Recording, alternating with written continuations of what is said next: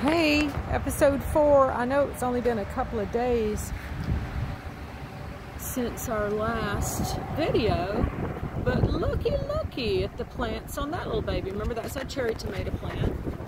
And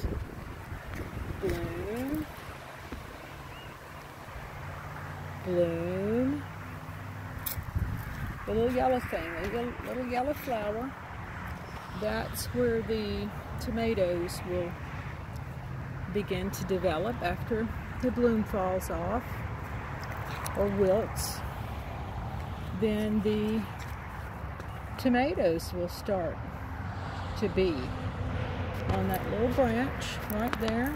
See how exciting? We've got blooms on so many of the plants. These they don't have a bloom yet. There's blooms there. Not yet. Oh yeah, there's a little tiny one coming out. You can make it. Bloom. Not yet. Not yet. Okay, you guys. I know you went in the ground later. So we're going to let you slide on it.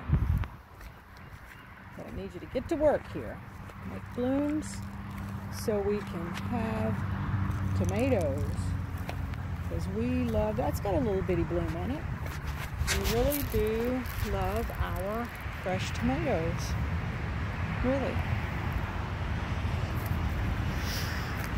Eventually I'm going to become a better photojournalist, photobotanist. That's it, photobotanist. There you go, there's a plant. Okay. And we got some more over here in this lane. This aisle, I don't see any blooms there. Oh, what in my face, here we go. Don't see any blooms. No ma'am, no ma'am. So I think that's alright. Look at the pepper plants. We did a good bit more planting over the weekend too. There's a little pepper plant. These guys have white blooms on them when they bloom. And generally, looks like it's about to bloom. They have so many peppers on them. If we get the sunshine and the rain that we need, there will be so many peppers. But we don't know what to do with all of them. So we'll be generously giving those away. Alright, and the corny corn has also really done some developing. See the corny corn? Yay, corny corn! Usually get two nice ears per corn stalk. So we're going to have plenty of corn, judging from the number of stalks. Remember, I planted some more corn down where the cantaloupes didn't come up, down past the squash, right? Yes, so very good, corny corn. Now we planted peas and okra and those two the little diggy things are marking off the rows. And here's the lettuce row. I think that's the romaine that's doing well here, relatively speaking. We need some rain now. We haven't had any for a bit, and we had way too much for a while there. And then we have none. Pull up some of this stuff that is not authorized, not cultivated. I didn't put that in there. Those are still the romaine. Then when we get down here to the itty bitty tiny,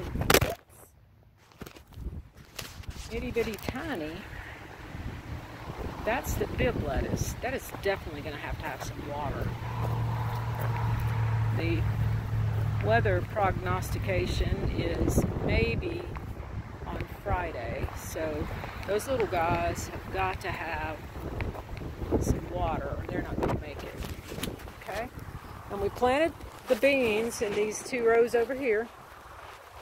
We haven't put together the teepees yet for them to grow up, but we will just as well because we have massive winds today, so they wouldn't fare very well anyway. Now the potatoes are really doing better too, coming up more than I expected and more than they had been. Something's been snacking around on that one. See the potato? That's the potato. Yes, potato plant. And remember, potatoes are a root crop, so the vegetable, the potato, is underground. And it seems like, I recall, we had a little deer activity there, that we know that the potatoes are ready for harvest when the plants start being cruddy, dying off. And it's time to harvest. Inevitably, we will find it necessary to dig one up before that time.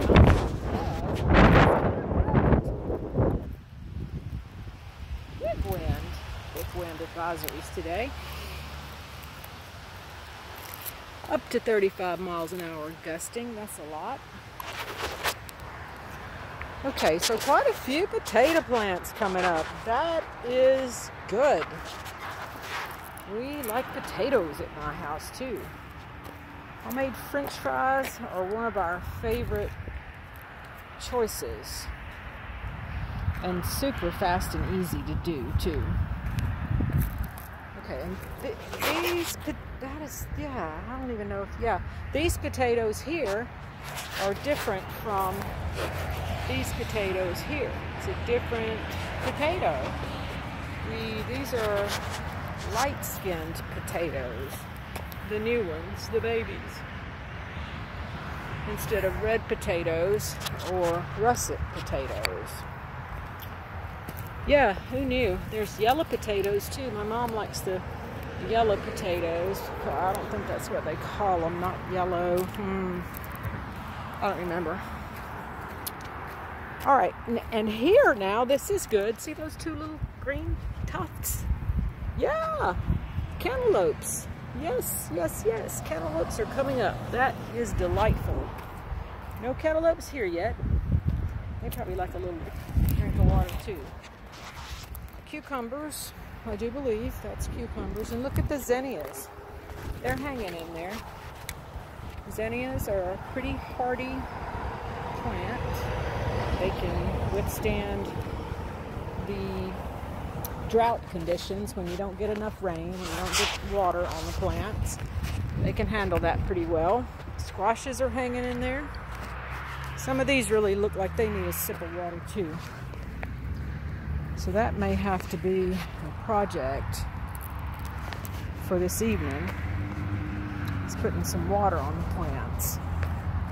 Watering early in the morning or late in the evening is a better idea, because that way, in the heat of the day, if you water in the heat of the day, a lot of your water gets evaporated and the plants don't have the opportunity to take advantage of that, and you're wasting water, which is not a good thing. I think this is our fluffiest looking little plant here. That's the yellow squash.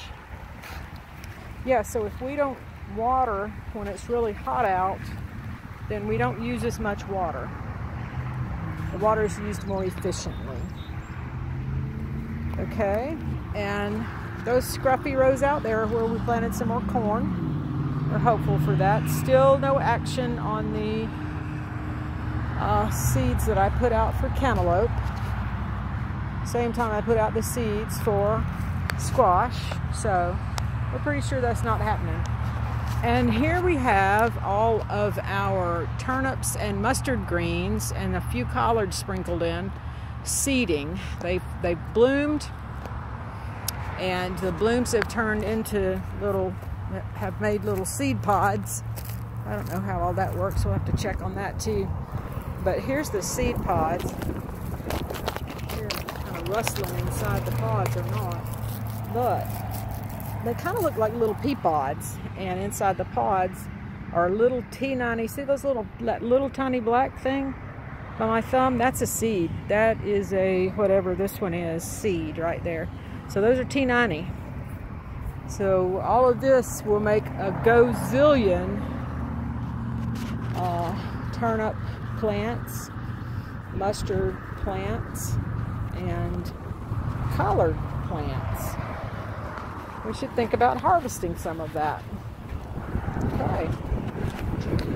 We are pretty fond of cooked greens here in the South too, and my favorite is a combination of the mustards and the turnips. It's what we used to have at Granny and Grandpa's house, way down on the farm in Cuba, Alabama, Sumter County. Overall, the garden looks pretty good. Not too shabby. Not too shabby. Okay, that's it for now. I'm going to go and look at the orchard, and I'll bring that to you later. Thanks. Happy farming.